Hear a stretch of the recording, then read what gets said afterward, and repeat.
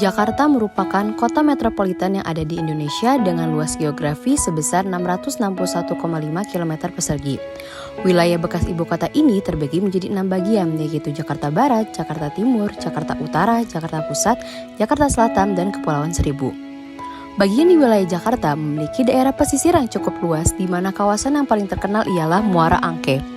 Muara Angke adalah salah satu bagian wilayah yang ada di Kelurahan Pluit, Kota Madia, Jakarta Utara, dikenal menjadi pusat industri perikanan yang mampu menjadi pemasok kebutuhan ikan untuk Provinsi Jakarta dikarenakan lokasinya strategis sehingga dapat dengan mudah diakses melalui jalur darat maupun jalur laut.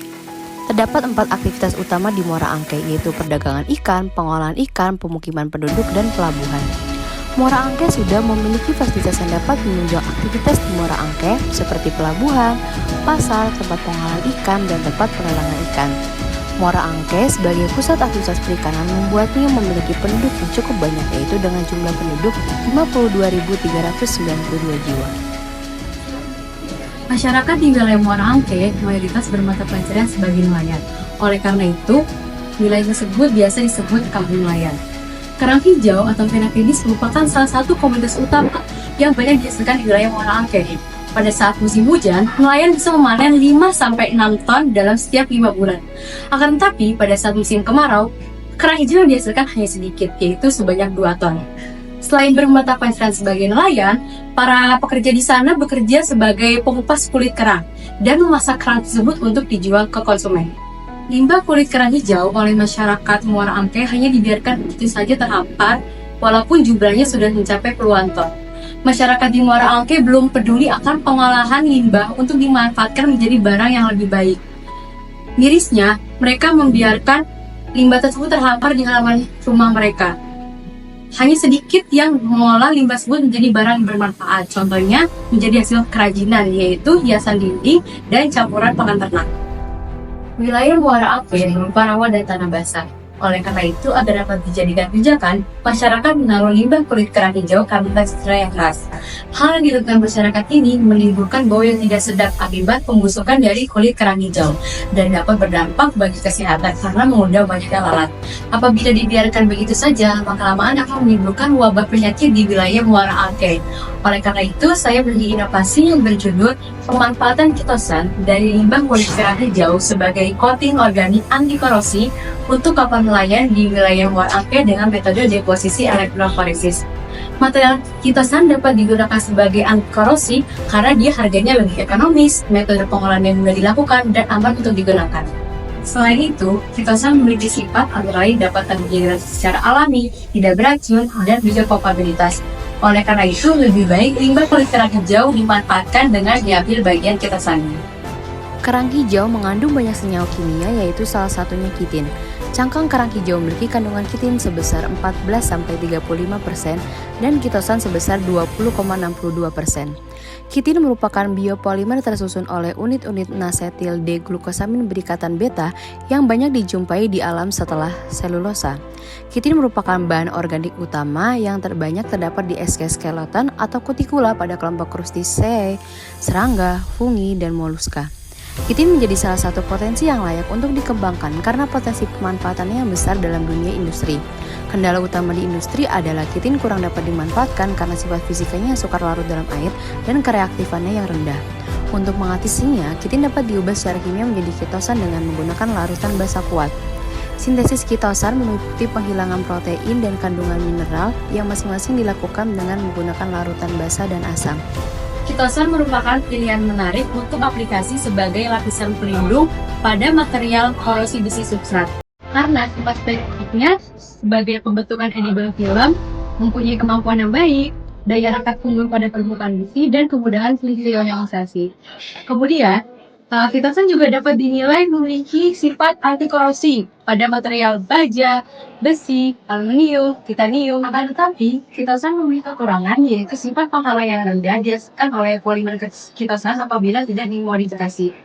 Hal inilah yang menjadi alasan kitosan digunakan untuk aplikasi yang tidak terlalu menuntut. Contohnya sebagai lapisan pelindung yang dapat hilang sementara apabila digosokkan dengan larutan kesampingan. Meningkatkan aktivitas pada kitosan dapat digunakan berdasarkan fungsionalisasi, penggabungan nanopartikel, dan juga mengubah lapisan dari kitosan untuk dimasukkan ke dalam inhibitor korosi. Salah satu metode pelapisan kitosan pada besi ialah dengan metode deposisi elektroforesis. Deposisi elektroforesis merupakan metode yang mudah untuk membuat berbagai macam lapisan keramik, polimer, dan komposit untuk aplikasi pelapis besi. Deposisi elektroforesis adalah proses koloid di mana partikel bermuatan atau makromolekul polimer dalam suspensi bergerak menuju elektroda di bawah pengaruh medan listrik. Itu peralatan yang diperlukan untuk proses ini sederhana dan karakteristik pelapisan dapat dengan mudah disesuaikan dengan parameter pemrosesan. Keuntungan lainnya adalah kemungkinan menyimpan material di ruangan suhu sehingga memungkinkan untuk mencapai lapisan yang juga homogen dengan kemurnian tinggi dan pada substrat terbentuk kompleks. Pada metode deposisi elektroforesis, kitosan akan diubah bentuknya menjadi bahan serbuk. Serbuk kitosan yang terdispersi pada larutan akan digerakkan arus listrik yang bermuatan secara elektroforesis. Kitosan yang terbawa akan menempel pada permukaan logam yang bermuatan negatif dengan membentuk deposisi pada permukaan logam. Metode deposisi elektroforesis pelapisan permukaan logam dengan kitosan dapat diaplikasikan pada kapal nelayan untuk aktivitas panen di daerah muara angke. Pelapisan kitosan dilakukan pada material besi ASTM A36 untuk pembuatan bodi kapal nelayan. Material besi ASTM A36 dipilih karena memiliki kandungan karbon rendah yang sangat cocok dalam konstruksi lampu kapal nelayan. Material besi ASTM A36 adalah gabungan dari dua unsur yaitu karbon dan besi, yang mana karbon memiliki kadar yang cukup rendah. Tidak hanya karbon dan baja, besi ASTM A36 juga memiliki kandungan dari unsur lainnya yaitu mangan, tembaga, silikon, fosfat, dan belerang. Selain mudah dibentuk, hal tersebutlah yang membuat besi ASTM A36 sangat mudah dilas dengan metode apapun. Oleh karena itu, dengan memiliki sifat mudah dibentuk juga, dia sangat cocok diterapkan dalam konstruksi lampu kapal nelayan. Dalam hal ini, kitosan kulit kerang hijau diharapkan dapat melapisi besi tersebut.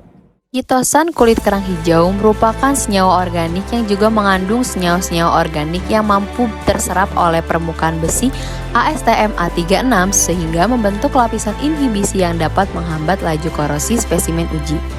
Oleh karena itu, nantinya diperlukan analisa FTIR karena sangat berguna untuk memperkirakan ada atau tidaknya senyawa kitosan kulit kerang hijau yang terserap oleh permukaan besi ASTM A36.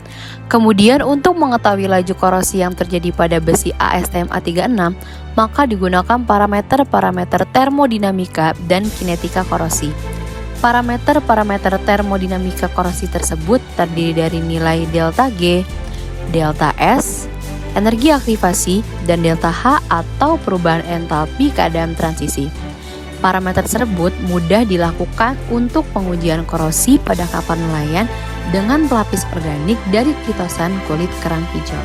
Inovasi pemanfaatan kitosan dari kulit kerang hijau sebagai coating bodi kapal nelayan di muara angke perlu diimplementasikan lebih lanjut.